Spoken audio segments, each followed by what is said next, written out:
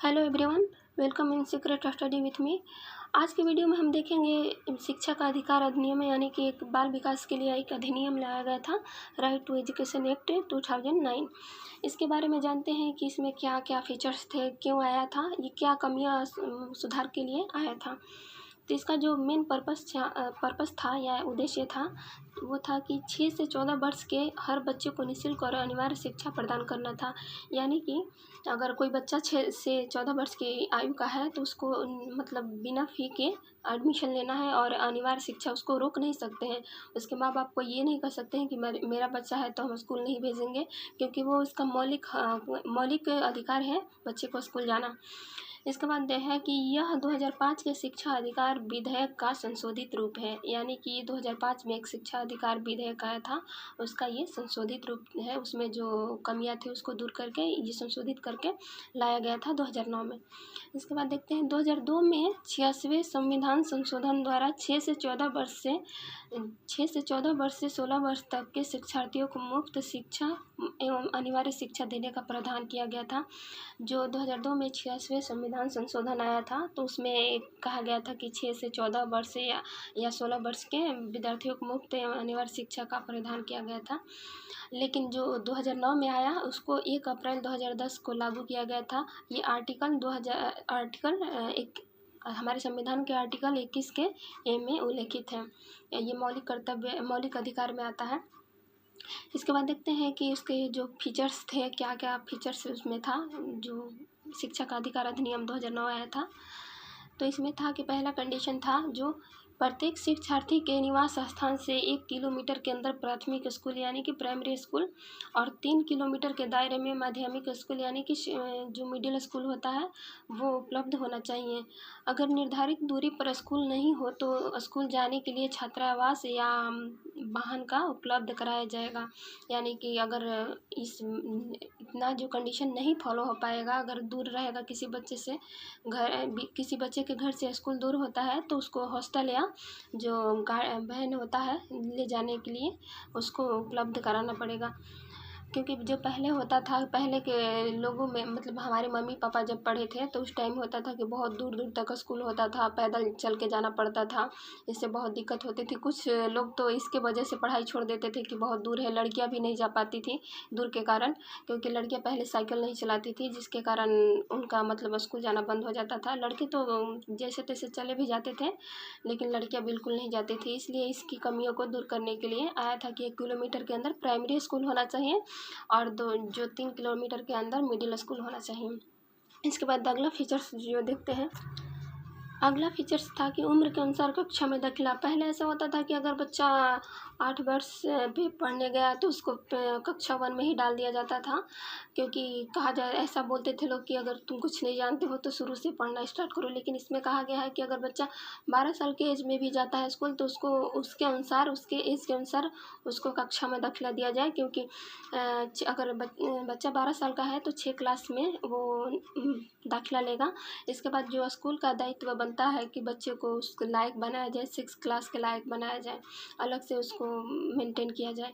इसके बाद देखते हैं कि इसका जो निषेध है यानी कि क्या नहीं करना है, उसमें था कि टीचर को क्या नहीं करना है वो सब देखते हैं। इसमें था कि टीचर को शारीरिक दंड नहीं देना है बच्चे को। पहले था कि लोग अपने मन के होते थे, जो भी मतलब थोप देते थे, नहीं करने पे होमवर्क थोप देते थे और नहीं करने पे बच्चों को शारीरिक दंड दिया जाता था। अक्सर देखते हैं कि मुर्गा बना दिया जाता है, स्टिक से पीटा जाता है, तो वो नहीं करना है। मानसिक दंड भी नहीं देना है, यानी कि बहुत सारा वर्क भी नहीं देना है बच्चे को करने के लिए कि ये करके ही आना है। दाखिला के समय साक्षात्कार नहीं लेना है, क्योंकि मतलब अक्सर देखते हैं कि टेस्ट होता है, टेस्ट वो सब नहीं लेना है, उसको डायरेक्ट एडमिशन लेना है 6 से 14 वर्ष के बच्चों को। इसके बाद दाखिला फ़ीस नहीं होना चाहिए, जब एडमिशन लेते हैं तो दाखिला फ़ीस नहीं होना चाहिए। और एक सरकारी शिक्षक को ट्यूशन नहीं पढ़ाना है। अक्सर देखा जाता है कि कुछ टीचर्स वगैरह होते हैं वो क्या करते हैं कि स्कूल में कम पढ़ाते हैं और घर पे आर्थिक आय के चलते घर पे बुला के ट्यूशन पढ़ाते हैं, जिससे बच्चों को आर्थिक तंगी झेलना पड़ता है। तो ये सब एक स्कूल में नहीं होना चाहिए। इसके बाद देखते हैं कि प्राइमरी स्कूल में जो कितने बच्चों पर कितने टीचर होना चाहिए वो देखते हैं। तो 1 से 5 वर्ग जो होता है प्राइमरी स्कूल, उसमें होना चाहिए कि 30 बच्चे पर एक शिक्षक होना अनिवार्य है। और जो एलिमेंट्री स्कूल जो होता है उसमें होता है कि 6 से 8 तक का होता है, उसमें 35 बच्चे पे एक टीचर होना अनिवार्य है। फिर इसके बाद देखते हैं कि एडमिटेड चिल्ड्रन, यानी कि जब बच्चा मतलब 60 से ऊपर हो जाएगा तो टीचर की संख्या 2 होनी चाहिए। जब बच्चा 61 से 90 के बीच में होगा तो टीचर्स की संख्या 3 होनी चाहिए। जब बच्चा 91 से लेके 120 होगा तो 4 टीचर होने चाहिए। और बच्चा 150 के आसपास होगा तो बच्चे 5 मतलब टीचर 5 टीचर एंड एक हेड मास्टर होने चाहिए। इसके बाद देखते हैं कि जो स्कूल का बिल्डिंग कैसा होना चाहिए उसके बारे में। हर एक शिक्षक के हर एक शिक्षक के लिए एक कक्षा की व्यवस्था होना चाहिए तथा एक कार्यालय होना चाहिए हेडमास्टर के लिए।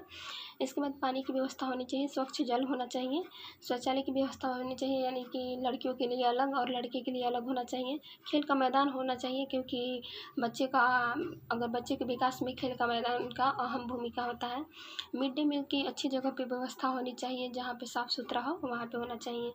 इसके बाद देखते हैं कि minimum number of working days, यानी कि एक शिक्षक को एक बच्चे को मतलब एक से 5वीं क्लास के बच्चे को कितना दिन कार्य करना चाहिए, कितना दिन स्टडी करना चाहिए वो देखते हैं। तो 200 वर्किंग डे होता है 1 से 5वीं तक के बच्चे के लिए, और जो 220 वर्किंग डे होता है 6 से 8 क्लास के बच्चों के लिए। इसके बाद देखते हैं कि एक टीचर को कितना आवर्स देना चाहिए एक प्राइमरी स्कूल में। तो 800 घंटा एक बच्चे को पर एकेडमी पे देना चाहिए 1 से 5वीं तक के क्लास में। जो मिडिल स्कूल होता है उसके लिए 1000 आवर्स देना है बच्चों के लिए टीचर को। फिर इसके बाद देखते हैं एक हफ्ते में कितना देना है शिक्षक को, एक कितना काम करना है। तो 45 आवर्स काम करना है पूरे, जैसे एक्स्ट्रा काम होते हैं उसको सब मिला के 45 घंटे कार्य करना है एक शिक्षक को। इसके बाद देखते हैं कि लाइब्रेरी होना चाहिए कि स्कूल में। और लाइब्रेरी में क्या क्या होनी चाहिए, तो मैगजीन्स वगैरह होने चाहिए, न्यूज़पेपर होने चाहिए, मोटिवेशनल बुक्स होनी चाहिए, ये सब होनी चाहिए एक लाइब्रेरी की में व्यवस्था। इसके बाद प्ले मटेरियल में भी होना चाहिए कि जो बैडमिंटन, लूडो, छक्का ये सब होनी चाहिए, ताकि बच्चे उसको खेल सके अच्छे से। प्लेग्राउंड होना चाहिए। इसके बाद देख लेते हैं सम क्वेश्चंस इस पे जो हमने पढ़ा पिछले अभी देखा, तो उसके बारे में कुछ क्वेश्चन है वो देख लेते हैं। आरटीई के अनुसार किस आयु वर्ग के बच्चों को मुफ्त और अनिवार्य शिक्षा दी जानी है। तो ऑप्शन नंबर ए है 6 से 14 साल, ऑप्शन नंबर बी है 8 से 14 साल, ऑप्शन नंबर सी है 3 से 10 साल, और ऑप्शन नंबर डी है 6 से 18 साल। तो ये हमने देखा था कि 6 से 14 साल के लिए कानून आया था, तो ये हमारा ऑप्शन नंबर ए हो जाएगा 6 से 14 साल। इसके बाद जो सेकंड क्वेश्चन है वो देखते हैं। आरटीई एक्ट 2009 भारत के संविधान के किस अनुच्छेद पर आधारित है। तो पहला ऑप्शन जो है आर्टिकल 19, ऑप्शन बी है आर्टिकल 20, ऑप्शन सी है आर्टिकल 21 और ऑप्शन डी है आर्टिकल 21 का है। तो हम देखे थे कि हमारे संविधान में आर्टिकल 21 के में उल्लेखित है इसके बारे में, तो हमारा हो जाएगा आर्टिकल 21 के, ऑप्शन नंबर डी हो जाएगा। इसके बाद देखते हैं कि आरटीई 2009 के अनुसार कक्षा 6 से 8वीं के बीच छात्र शिक्षक का अनुपात क्या होना चाहिए। तो ऑप्शन ए हो जाएगा कि 30:1, बी हो जाएगा 35:1, सी हो जाएगा 40:1, डी हो जाएगा 20:1। तो हमारा ये जो सेकंड ऑप्शन हो जाएगा 35:1, क्योंकि ये मिडिल स्कूल के लिए है और ये मिडिल स्कूल के बारे में ही पूछ रहा है। प्राइमरी में हो जाएगा कि 30:1 होना चाहिए। इसके बाद अगला क्वेश्चन है कि आरटीई एक्ट 2009 कौन सा संविधान संशोधन है। तो option A article 22, option B article 44, option C article 45, option D article 86। तो ये हमारा हो जाएगा option number D option number D हो जाएगा कि आर्टिकल नहीं, सॉरी, अमेंडमेंट 86 हो जाएगा, क्योंकि संविधान संशोधन इसमें हुआ था, संविधान संशोधन पूछा है, ऑप्शन गलती से लिखा गया है, ये हो जाएगा 86।